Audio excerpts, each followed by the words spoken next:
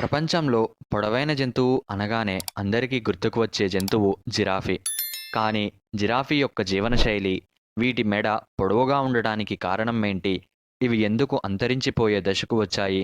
అనే విషయాలు చాలామందికి తెలియదు. ఈరోజు వీడియోలో జిరాఫీ గురించిన పూర్తి వివరాలు తెలుసుకుందాం.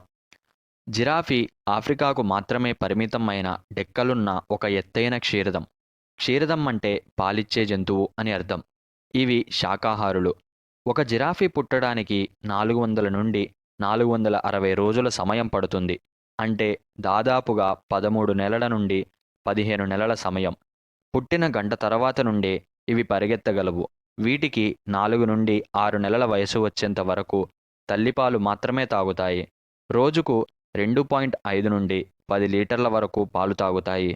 4 నెలల వయసు వచ్చిన తరువాత నుండి తినడం మొదలుపెడతాయి. ఇవి ఆహారంగా చెట్ల ఆకులు, పండ్లు మరియు పువ్వులను తీసుకుంటాయి. ఇవి ఎక్కువగా మిమోసోయిడే, కామిఫోరా, కామ్రెటమ్ మరియు టెర్మినేలియా వంటి చెట్ల యొక్క ఆకులను, పండ్లను, పూలనే ఆహారంగా తీసుకుంటాయి. కారణం, ఇలాంటి చెట్లలోనే జిరాఫీకి కావలసిన కాల్షియం మరియు ప్రోటీన్లు ఉంటాయి. అలాగే వాటి ఎదుగుదలకు దోహదపడతాయి. అప్పుడే పుట్టిన జిరాఫీ 1.7 నుండి 2 మీటర్లు, అంటే 5.7 అడుగుల నుండి 6.7 అడుగుల వరకు పొడవు ఉంటుంది. బరువు 50 నుండి 55 కేజీల వరకు ఉంటుంది. జిరాఫీలకు 14 నెలల నుండి 18 నెలల వయసు వచ్చిన తరువాత ఇవి స్వతంత్రులు అవుతాయి. వీటికి 6 నుండి 8 సంవత్సరాలు వచ్చేలోగా వీటి శరీరం పూర్తిగా ఎదుగుతుంది. ఆడ జిరాఫీలు 4 సంవత్సరాల వయసు నుండి సంభోగంలో పాల్గొంటాయి. మగవి కూడా 4 సంవత్సరాల నుండే సంభోగంలో పాల్గొనగలవు. కానీ ఇవి 7 సంవత్సరాల వయసు వచ్చేంత వరకు ఆగుతాయి. ఆ తర్వాత నుండే సంభోగంలో పాల్గొంటాయి. వీటి సంభోగం తర్వాత ఆడవాటికి కేవలం ఒక్క జిరాఫీనే పుడుతుంది. చాలా అరుదుగా 2 జిరాఫీలు పుడతాయి. తల్లి జిరాఫీ నిల్చొనే పిల్లల్ని కంటుంది. పూర్తిగా ఎదిగిన జిరాఫీలు 4.3 నుండి 5.7 మీటర్లు, అంటే 14 నుండి 19 అడుగుల పొడవు వరకు ఉంటాయి. కానీ ఆడవి మగ జిరాఫీల కంటే ఎత్తు తక్కువగానే ఉంటాయి. మగ జిరాఫీలు 1200 కేజీల వరకు, ఆడవి 850 కేజీల వరకు బరువు పెరుగుతాయి. వీటి శరీరంలో పూర్తిగా 60 లీటర్ల వరకు రక్తం ఉంటుంది. ఈ మొత్తం రక్తాన్ని శరీరం అంతా సరఫరా చేయడం కోసం 11 కేజీల గుండె ఉంటుంది. వీటి heart beat 150 beats per minute వరకు ఉంటుంది. గుండెలోని గోడలు 7.5 సెంటీమీటర్ల మందం. అలాగే గుండె పొడవు 2 అడుగుల వరకు ఉంటుంది. ఇవి చేసే పనిని బట్టి వీటి హార్ట్ బీట్ మారుతూ ఉంటుంది. ఇవి నీరు త్రాగేప్పుడు లేదా నిద్రపోయేప్పుడు రక్తం మెడ మొత్తానికి సరఫరా అవ్వడం కోసం తక్కువ శక్తే అవసరం ఉంటుంది. కాబట్టి హార్ట్ బీట్ తగ్గుతుంది. అలాగే వీటి శరీర బరువు మొత్తం కాళ్ళపై పూర్తి ఒత్తిడిని పడేస్తుంది. ఈ ఒత్తిడి వలన వీటి నరాలు పగిలిపోయే అవకాశం ఉండొచ్చు. ఇలా జరగకుండా ఉండడం కోసం వీటి కాళ్ళపై ఉండే చర్మం ఎక్కువ మందంగా ఉంటుంది. వీటి శరీర నిర్మాణాన్ని ఉదాహరణగా తీసుకొని నాసా శాస్త్రవేత్తలు స్పేస్ సూట్స్ని తయారు చేస్తారు. జిరాఫీల శరీరంలో వీటి మెడ మరియు కాళ్ళే ఎక్కువ పొడవు ఉంటాయి. మిగిలిన శరీర భాగం తక్కువ పొడవే ఉంటుంది. మెడ పొడవు 2.4 మీటర్లు, అంటే 7.10 అడుగుల వరకు ఉంటుంది. మెడ మొత్తం చిన్నని వెంట్రుకలతో జూలు ఉంటుంది. శరీరానికి మెడ 50 నుండి 60 డిగ్రీల కోణంతో ఉంటుంది. చిన్న జిరాఫీల మెడ అయితే 70 డిగ్రీల కోణంతో ఉంటుంది. వీటి పూర్తి వెన్నపూసలో 52 నుండి 54% వెన్నపూస మెడ భాగంలోనే ఉంటుంది. వేరే డెక్కలున్న అన్ని క్షీరదాలతో పోలిస్తే వీటికే ఎక్కువ వెన్నపూస మెడ భాగంలో ఉంటుంది. అందుకే ఇవి అంత పొడవుగా ఉంటాయి. వీటి మెడలోని ప్రతి వెన్నపూస భాగం 28 సెంటీమీటర్లు ఉంటుంది. ఆ వెన్నపూస భాగాన్ని వర్టిబ్రే అంటారు. ఇవి నడిచేప్పుడు లేదా పరిగెత్తే సమయంలో శరీరాన్ని స్థిరంగా ఉంచడం కోసం మెడను ఊపుతుంటాయి. జిరాఫీల మెడకు, పుర్రెకు మధ్యలో ఆక్సిపిటల్ కాండైల్స్ అనే ఎముక భాగాలు వీటి తలను 90 డిగ్రీలు త్రిప్పుట కొరకు ఉపయోగపడతాయి. జిరాఫీల తలపై ఖచ్చితంగా పేరియంటల్ బోన్ పైన మృదులాస్థితో తయారయ్యే 2 కొమ్ముల లాంటి నిర్మాణాలు ఉండి వాటిపై చర్మం ఉంటుంది. ఆ చర్మం పైభాగంలో వెంట్రుకలు ఎక్కువగా ఉంటాయి. వీటిని ఆసికోన్స్ అని అంటారు. మగ మరియు ఆడ జిరాఫీలకు ఈ ఆసికాన్స్ 5.3 ఇంచ్ అంటే 13.5 సెంటీమీటర్ల పొడవుతో ఉంటాయి. కానీ మగవాటి కంటే ఆడ మరియు చిన్న జిరాఫీల ఆసికాన్స్పై ఉండే వెంట్రుకలు ఎక్కువగా ఉంటాయి. ఇవి జిరాఫీలు పోరాడే సమయంలో ఆయుధాలుగా ఉపయోగపడతాయి. అలాగే రక్షణకు కూడా ఉపయోగపడతాయి. ఆసికాన్స్ లాగానే మగ జిరాఫీల ముఖంపై అక్కడక్కడ కాల్షియంతో బొడిపెలలాగా ఏర్పడతాయి. ఇవి కూడా పోరాటాల్లో ఆయుధాలుగా మరియు తమని తాము రక్షించుకోవడానికి ఉపయోగపడతాయి. జిరాఫీల కళ్ళు తల భాగానికి రెండు పక్కలా ఉండటం, అలాగే ఇవి ఎత్తుగా ఉండటం వలన చాలా దూరం వరకు చూడగలవు. వీటి చూపు చాలా తీక్షణంగా కూడా ఉంటుంది. కారణం కళ్ళలో ఉండే రెటీనా యొక్క ఉపరితల వైశాల్యం ఎక్కువగా ఉండడం. చాలా చిన్న శబ్దాలను కూడా ఇవి వినగలవు. ఎటువంటి వాసననైనా చాలా దూరం నుండే పసిగట్టగలవు. నాలుక 45 సెంటీమీటర్ల పొడవు, నలుపు నీలం రంగుల కలయికలతో ఉంటుంది. పై పెదవి మృదువుగా మరియు జుట్టును కలిగి ఉంటుంది. కారణం చెట్ల నుండి ఆకులను తినేప్పుడు ముళ్ళు గుచ్చుకొని గాయం అవ్వకుండా ఉండడం కోసం. నోటిలోని పళ్ళు అయిన మోలార్స్ అండ్ ప్రీమోలార్స్ అంటే చర్వణకాలు మరియు అగ్ర చర్వణకాలు వెడల్పుగా ఉండి చిగుర్ల నుండి ఎత్తు తక్కువగా ఉంటాయి. జిరాఫీలు ఎత్తుగా ఉండడం వలన ఆహారం కోసం వేరే జంతువులతో పోరాడాల్సిన అవసరం ఉండదు. ఇవి రోజుకు 34 కేజీల వరకు ఆహారాన్ని తీసుకుంటాయి. ఎక్కువగా ఆకులనే తింటాయి. చాలా అరుదుగా పండ్లు, పొదలు, గడ్డిని తింటాయి. కోపం లేదా ఒత్తిడిగా ఉన్నప్పుడు కొమ్మలను తింటాయి. నమ్మలేని నిజం ఏంటంటే ఇవి శాకాహారులే అయినా అవసరాన్ని బట్టి ఎముకలను కూడా నములుతాయి. వీటి శరీరంలో కాల్షియం మరియు ఫాస్ఫరస్ నిష్పత్తి 2:1 ఉండాలి. అది సరిగా లేని సమయంలో ఫాస్ఫరస్ కోసం ఎముకలను నములుతాయి. జిరాఫీ భూమి మీదనే అతిపెద్ద రూమినాంట్ అంటే నెమరవేసే జంతువు అని అర్థం. ఇవి మొదట ఆహారం తీసుకునేప్పుడు ఆహారాన్ని పూర్తిగా నమలకుండా ముక్కలుగా నమిలి మింగుతాయి. అలా మింగిన ఆహారం వీటి శరీరంలోని రుమెన్ అనే భాగం అంటే జీర్ణకోశంలోని మొదటి భాగానికి వెళ్ళి అక్కడ నిల్వ ఉంటుంది. కొంత సమయం తరువాత ఇవి ఆ ఆహారాన్ని తిరిగి నోట్లోకి తెచ్చుకొని పూర్తిగా నమిలి చిన్న ప్రేగులోకి పంపిస్తాయి.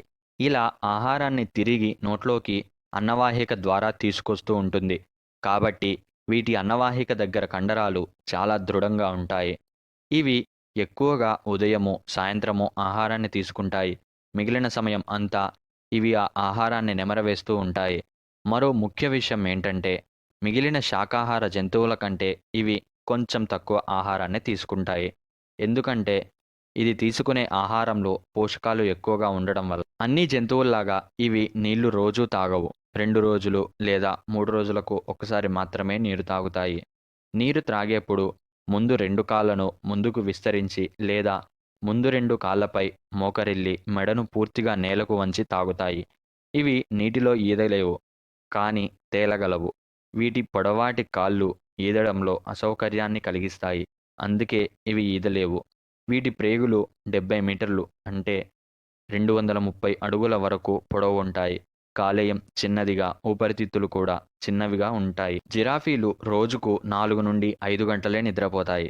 నిద్రపోవడం కోసం ముందుగా వాటి ముందు 2 కాళ్ళపై మోకరిల్లి వెనుక 2 కాళ్ళను ముడుచుకొని కూర్చుంటాయి.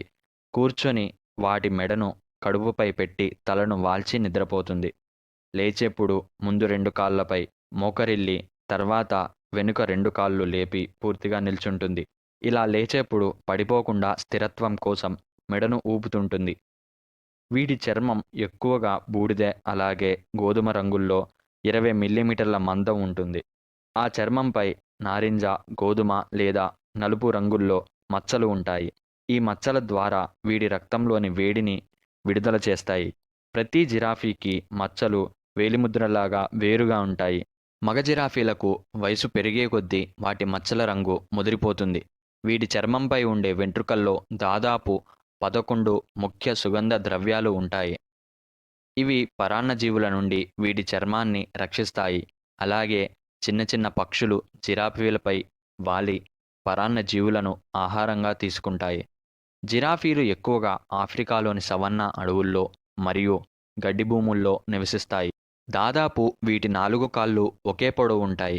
వీటి గిట్టలు లేదా డెక్కలు 31 సెంటీమీటర్ల పొడవు, 23 సెంటీమీటర్ల వెడల్పుతో ఉంటాయి. నడిచేప్పుడు కుడివైపు 2 కాళ్ళను ఒకసారి ముందుకు, తరువాత ఎడమవైపు 2 కాళ్ళను ముందుకు వేస్తూ నడుస్తాయి. కానీ పరిగెత్తేప్పుడు మాత్రం ముందు ఉన్న 2 కాళ్ళను ఒకేసారి కదిపి తర్వాత వెనక 2 కాళ్ళను కదుపుతాయి. ఇవి దాదాపు 60 కిలోమీటర్ల/అవర్ వేగంతో పరిగెత్తగలవు. జిరాఫీల తోక 100 సెంటీమీటర్ల పొడవు వరకు ఉంటుంది. తోక చివరి భాగంలో నల్లని జుట్టు ఉంటుంది. ఆ జుట్టు సహాయంతో ఇవి వాటి శరీరంపై వాలే కీటకాలను తరిమేస్తాయి. జిరాఫీలు ఎక్కువగా మందలుగా జీవిస్తాయి. ఒక మందలో 10 నుండి 20కి పైగా జిరాఫీలు ఉంటాయి. వీటి మందను టవర్స్ అని పిలుస్తారు. 1 కిలోమీటర్ వ్యాసంలో ఉన్న జిరాఫీలైనా, ఒకే వైపుగా ప్రయాణించే జిరాఫీలైనా లేదా బంధుత్వం ఉన్న జిరాఫీలైనా ఒక మందగా ఏర్పడతాయి. ఆ మందలో మగ జిరాఫీలు పోరాడి గెలిచిన జిరాఫీ నాయకత్వం వహిస్తూ సంతానోత్పత్తి చేసే అవకాశం పొందుతుంది. వీటి పోరాటాన్ని నెక్కింగ్ అంటారు. మెడలతో నెడుతూ, తగులుతూ, ఆసికోన్స్తో పోరాడుతూ, మెడలను గట్టిగా ఊపుతూ పోరాడతాయి. ఇలా చాలా అరుదుగా పోరాడతాయి. అలాంటి అరుదైన పోరాటాల్లో కూడా చాలా తక్కువగా గాయాలు అవుతాయి. ఇవి ఒక భూభాగానికి పరిమితం కాదు. ఆహారం ఎక్కడ ఉంటే అక్కడే జీవిస్తాయి. ఇవి ఎక్కువ శబ్దాలు చేయలేవు. కానీ సంభాషించుకోవడం కోసం గుసగుసలు, కేకలు, గురకలు, దగ్గులు, మూలిగినటువంటి శబ్దం చేస్తూ అలాగే శరీరంతో కూడా సంభాషించుకుంటాయి. జిరాఫీలను సింహాలు, చిరుతలు, అడవి కుక్కలు, హైనాలు వంటి జంతువులు ఆహారంగా తీసుకుంటాయి. ఈ జంతువులు జిరాఫీలను వేటాడేప్పుడు అవి రక్షణ కోసం కాళ్ళతో తన్నడం వల్ల వాటికి తీవ్రమైన గాయాలు అయ్యే అవకాశం ఉంది. జిరాఫీలు అడవుల్లో 25 సంవత్సరాల వరకు జీవించగలవు. అదే జూల్లో అయితే 30 సంవత్సరాలకి పైగా జీవించే అవకాశం ఉంది. పరిశోధకులు ఇటీవల చేసిన పరిశోధనల ప్రకారం జిరాఫీలను 4 జాతులుగా, 8 ఉపజాతులుగా విభజించి అంతరించిపోయిన వాటిని 7 ఉపజాతులుగా గుర్తించారు. IUCN international union of conservation of nature సంస్థ 2016లో చేసిన అధ్యయనం ప్రకారం జిరాఫీలు అంతరించిపోయే స్థితిలో ఉన్నాయని గుర్తించింది.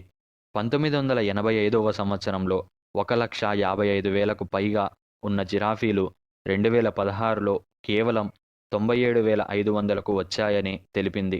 ఇప్పటికే ఆఫ్రికాలోని 7 దేశాలలో ఇవి అంతరించిపోయాయి.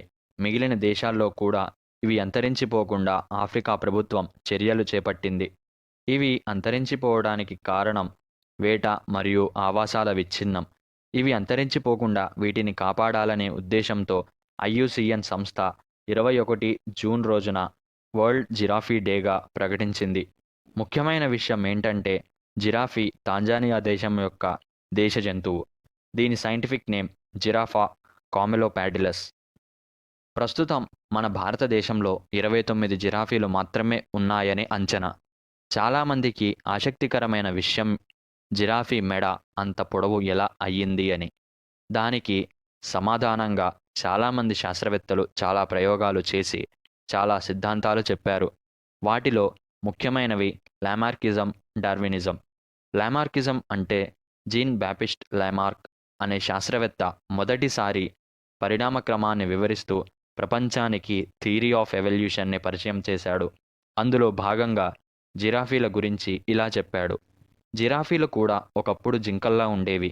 అవి తినే ఆహారం కొరత వలన చెట్ల పై కొమ్మలని అందుకోవడం కోసం మెడను సాగిస్తూ ఉండటం వల్ల కొన్ని తరాల తర్వాత వాటి మెడలు అలా పొడవు అయ్యాయి.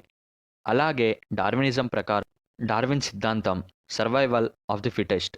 మారుతున్న ప్రపంచాన్ని ఏ జీవి అయితే అలవాటు చేసుకోగలుగుతుందో ఆ జీవి మాత్రమే జీవించగలదు అని. కొన్ని మిలియన్ సంవత్సరాల క్రితం వీటి మెడలు కూడా జీబ్రాల మెడల్లా ఉండేవి. ఆహారాన్ని అందుకోవడం కోసం మెడను సాగిస్తూ ఇప్పటి జిరాఫీల మెడల్లా అయ్యాయి. ఇది చాలామందికి నమ్మశక్యంగా అనిపించకపోవచ్చు. కానీ ఇవే నిజాలు అని చెప్పలేము. జిరాఫీలు పుట్టుకతోనే అలా పుట్టి ఉండవచ్చు. ఇవన్నీ కేవలం అందరూ నమ్మే సిద్ధాంతాలు, అందరూ ఊహించిన సిద్ధాంతాలు మాత్రమే. ఇవి జిరాఫీ గురించిన పూర్తి వివరాలు. వీడియోను పూర్తిగా చూసినందుకు కృతజ్ఞతలు.